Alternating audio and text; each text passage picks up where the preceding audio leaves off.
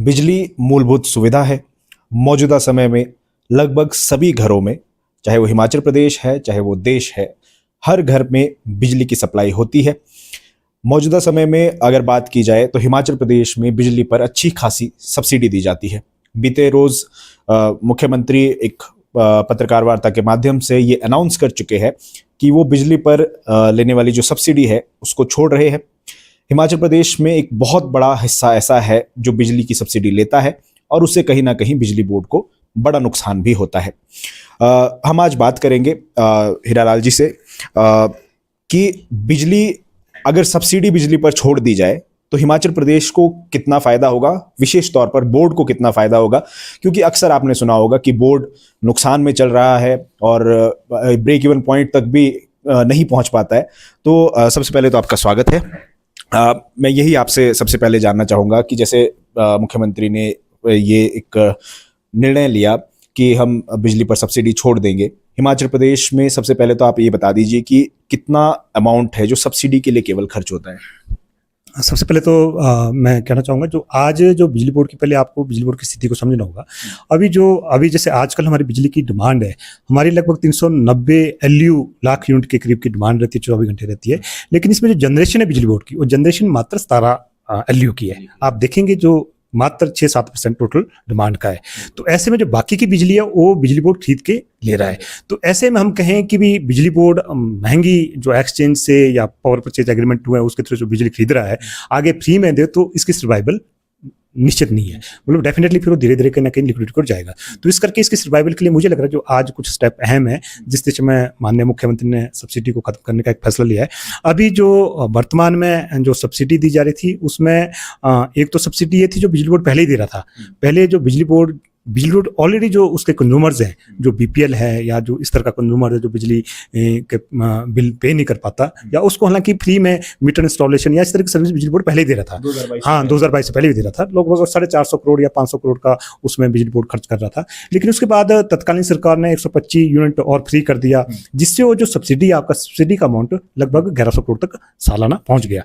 लेकिन पिछली जो टैरिफ रिवाइज हुआ, टैरिफ में वर्तमान सरकार ने ₹1 और सब्सिडी दी है। वो सभी कंज्यूमर्स को दी है, उसमें इंडस्ट्री भी है या आपका बाकी डोमेस्टिक है, कमर्शियल, सबको ₹1 की सब्सिडी दी थी, जिससे जो बर्डन सारा सब्सिडी का वो लगभग 2200-2300 करोड़ तक सालाना पहुंच गया था।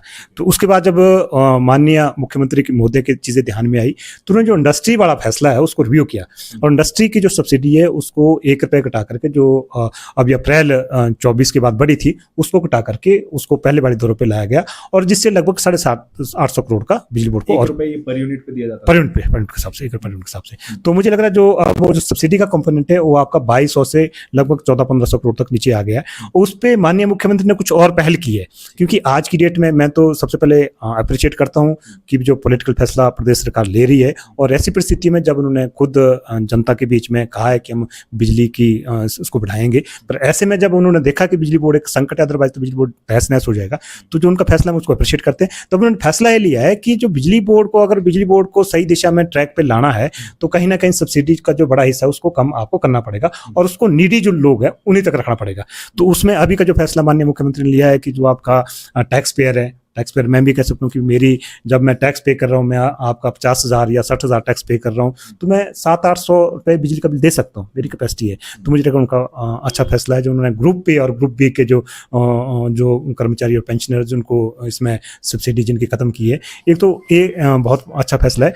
और इसके साथ दूसरा उन्होंने खुद कहा है कि आज अगर आपका जो प्रदेश का पब्लिक सेक्टर है बिजली बोर्ड है, जो आज से लगभग 54 साल पहले से प्रदेश की जनता को बेहतर सेवा दे रहा है, सस्ती सेवा दे रहा है, और आपका इवन ट्राइबल एरिया वहाँ हमारे कर्मचारी काम कर रहे हैं, तो उनको लगा कि अगर उसको सस्टेन करना है कहीं ना कहीं प्रदेश की जनता को या बुद्धिजीवी उनको आगे आना पड़ेगा, तो उसमें उन्होंने पहल की है कि जो ब्लेंटली लोग सरेंडर करना चाहे सब्सिडी करें।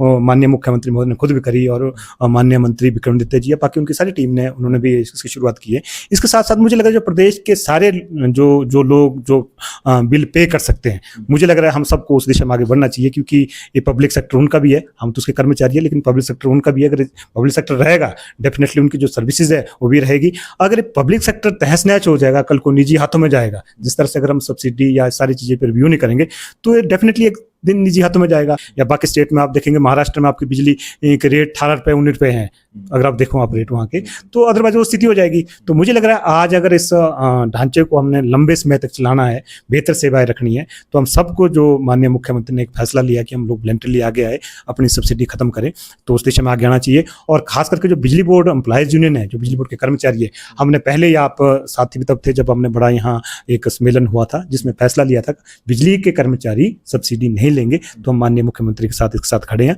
और उनका धन्यवाद भी करना चाहेंगे। अच्छा, आपने कहा कि 1400-1500 करोड़ के आसपास ये अमाउंट बैठता है सब्सिडी का, तो ये पूरा जो बेनिफिट है वो बोर्ड को आएगा, और बोर्ड मौजूदा समय में कितने घाटे में चल रहा है? अभी सबसे बड़ी दिक्कत ये है कि जो हम ये नहीं कहते सरकारें, जिस सरकार की कैपेसिटी है, पेइंग कैपेसिटी है, या उसका फिस्कल क्राइसिस नहीं है, तो गवर्नमेंट सब्सिडी दे भी सकती है, क्योंकि कर ले उसमें क्योंकि गवर्नमेंट रोल बैक करता है बिजली बोर्ड को। लेकिन हिमाचल प्रदेश की स्थिति आप देख रहे होंगे कि जिस तरह से गवर्नमेंट ऑफ इंडिया ने काफ़ी सारे कट लगाए हैं, वहाँ से बजट सपोर्ट कम किया गया, या सारी चीज़ें, उससे थोड़ा संकट प्रदेश सरकार का बड़ा है। और जो सब्सिडी रोल बैक बिजली बोर्ड को होनी चाहिए थी, वो समय पे नहीं हो पा रही है। तो अल्टीमेटली तो गवर्नमेंट की जिम्मेदारी है कि उसको बिजली बोर्ड को देना है, पर बिजली बोर्ड को समय पे नहीं आ रही है। उस करके जो बिजली बोर्ड के हमारे कर्मचारी रिटायर हुए, उनके क्लेम पेंडिंग है, या बिजली बोर्ड को जो ढांचा है, उस ढांचे को सही दिशा में चलाने के लिए, मुरम्मत के लिए आपको लोनिंग लेनी पड़ रही है, महंगी दरों में लेनी पड़ रही है। तो कहीं ना कहीं जो वर्किंग कैपिटल का क्राइसिस है वो बड़ा है, और इसके साथ साथ जो सर्विसेज है कंज्यूमर्स की, उसमें भी दिक्कत आई है।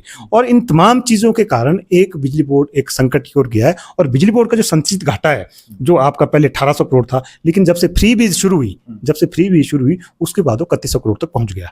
तो वो एक अलार्मिंग सिचुएशन है, और मुझे लग रहा है प्रदेश की जनता को भी देखना चाहिए कि अगर इसी तरीके से हम आगे चलेंगे तो ये ऑर्गेनाइजेशन नहीं बचेगा। तो हम सबको मिलकर के इसको बचाने की दिशा में आगे आना पड़ेगा।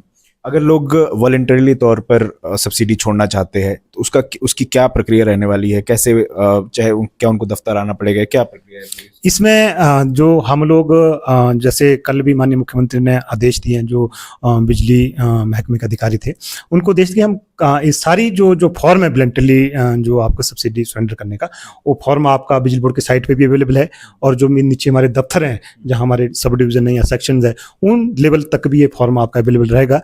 जो हमारा कंज्यूमर साथी है, जो बिजली बोर्ड को बचाने की दिशा में आगे आएगा और वॉलंटरली सब्सिडी को छोड़ेगा, तो वहाँ से फॉर्म लेकर के या ऑनलाइन भी वो सबमिट करके अपनी सब्सिडी छोड़ सकता है। आपने समय दिया, बहुत बहुत धन्यवाद। तो आपने देखा कि किस तरह से अगर सब्सिडी बिजली पर छोड़ दी जाए विशेष तौर पर, तो प्रदेश को कितना लाभ हो सकता है, विशेष तौर पर बिजली बोर्ड को कितना लाभ हो सकता है। और अगर सब्सिडी नहीं छोड़ी जाती है और बिजली बोर्ड का जो लॉस है, जो लगभग 3000 से 3100 करोड़ के आसपास है, तो आने वाले समय में ये भी संभव है कि बिजली बोर्ड निजी हाथों में जाएगा, और उसके बाद की जो नुकसान है वो हमारे बताने से बेहतर आप लोग खुद जानते हैं। तो ये वॉलंटियर है, अगर आप करना चाहते हैं तो आप दफ्तरों में जाकर फॉर्म ले सकते हैं, और आप वॉलंटरी तौर पर जो बिजली पर सब्सिडी मिलती है उसको छोड़ सकते हैं। पंकज सिंगटा, लोकल 18, शिमला।